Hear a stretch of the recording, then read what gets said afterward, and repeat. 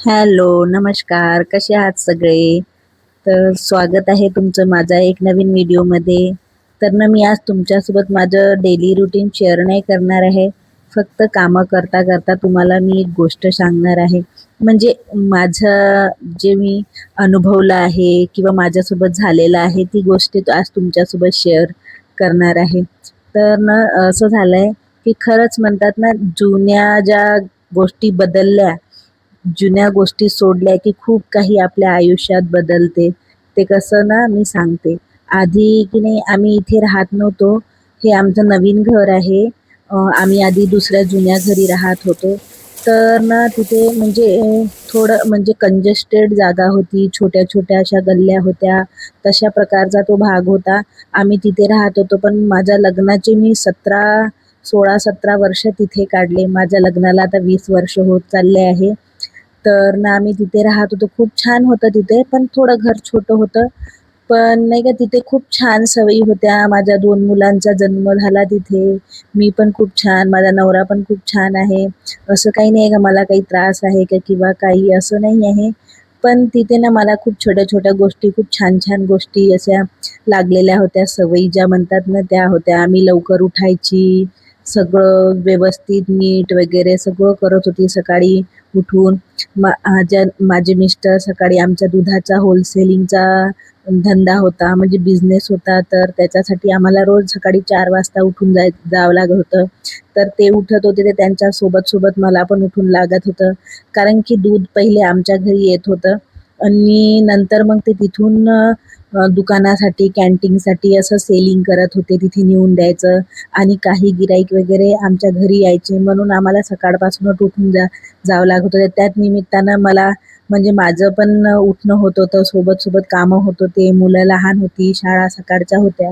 म्हणून ना मी पण लवकर उठून जात होती. त्यामुळे माझा पण रुटीन खूप लवकर सुरू होऊन जात होता. मुलांच्या टिफिन वगैरे सगळे कामं सकाळीच 6 वाजताच अंघोळ होऊन जात होती. त्याच्याही आधी कधी-कधी अंघोळ होऊन जात होती. 8 वाजेपर्यंत पूजा सगळं वगैरे होऊन नाश्ता होऊन जातो. 10 वाजेपर्यंत सगळा स्वयंपाक होऊन म्हणजे मी बाकीचे कामं करायला मोकळी होत होती. आणि मुलांसोबत नाही का तेव्हा म्हणजे मोबाईल वगैरे नव्हते, तर मुलांसोबत टाईम स्पेंड करणं, अशा सगळ्या काही गोष्टी होत होत्या. खूप छान वाटत होतं.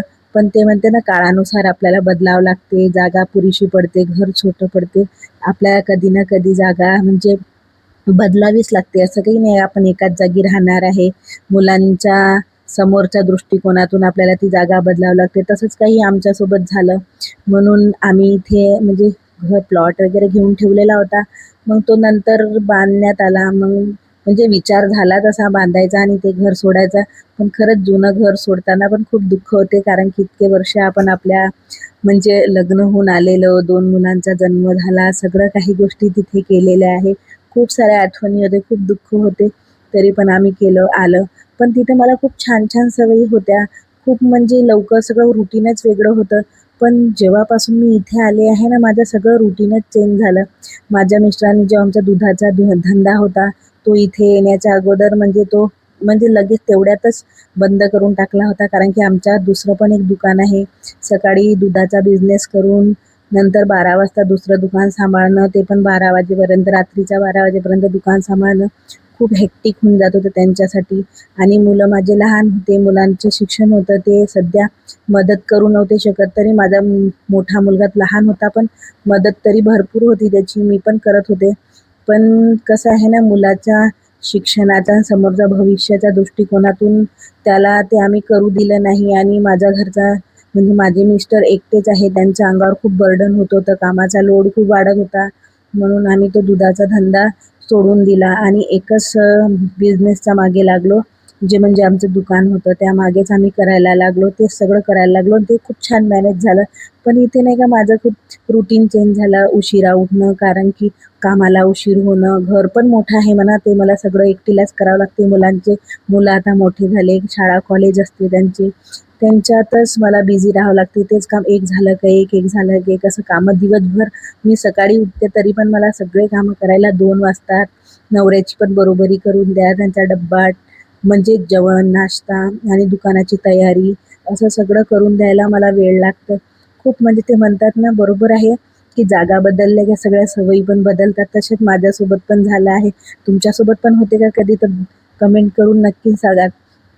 आणि मग म्हणजे असेच माझे कामं करण्यात सगळं काही आहे. घरात पण भांडेवाली बाई आहे, मशीनमध्ये मी कपडे वगैरे लावते, तरी पण वेळ होते. मला माहिती नाही मी इथे काय झालं आहे. पण त्याच्यासोबत माहिती आहे आपले दुखणे, आपलं पण वय होते आणि आपल्याला पण रुटीन चेंज होऊन जाते. सगळ्याच गोष्टी सवयी बदलून जाते आपल्या पण. म्हणून असं होते की वय वाढल्याच्याने होते, माहिती नाही. पण माझ्यासोबत असं झालं आहे, मी खूप प्रयत्न करते लवकर करण्याची, पण इथे काम मला जास्त उरकतच नाही, तरी पण मी करते.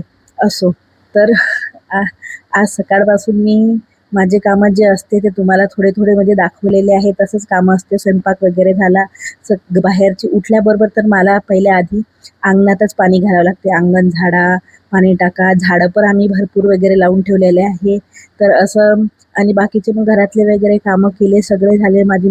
आणि 4 वाजता माझ्या मुलांना भूक लागली होती, तर ते बोलले होते, "मम्मी काहीतरी असं स्नॅक्स बनवून द्या." तर मी म्हटलं, "आता काय बनवून देते?" म्हणून मी त्यांच्यासाठी की नाही गव्हाच्या पिठाचे असे छान शंकरपाळ्या असतात ना, त्या प्रकारे असं बनवून देणार होते. तर त्याच्यासाठी मी 2 वाट्या गव्हाचं पीठ घेतलं, त्यामध्ये ओवा, जिरं, तेल, सोडा, तिखट, मीठ, हळद असं घातलं आणि छान त्याला मळून घेतलं आणि मळून चांगलं 10 मिनिटं रेस्ट दिला. त्यानंतर अशा पोळीसारखं लाटून घेतले आणि असे छान पतले काप केले आणि त्याला पण असे आडवे 2 भागामध्ये असे कापून घ्यायचे आणि छान तेलामध्ये तळून घ्यायचे. असे छान असे क्रिस्पी झाले की त्याला ते काढून घ्यायचे. काढल्यानंतर आपले टोमॅटो सॉससोबत खाल्ले ना खूप छान लागतात आणि माझ्या मुलांना खूप आवडले. तर तुम्हाला याची डिटेल व्हिडिओ रेसिपी पाहिजे असेल तर प्लीज कमेंट करा. आणि हो, मी कुठे राहते, काय करते, आमचा काय बिझनेस आहे, हे पण जर तुम्हाला जाणून घ्यायचं असेल तर प्लीज कमेंट करा. आणि हो, व्हिडिओ आवडल्यास लाईक, शेअर करा आणि सबस्क्राईब करायला विसरू नका. चला तर भेटू नेक्स्ट व्हिडिओमध्ये. तोपर्यंत बाय.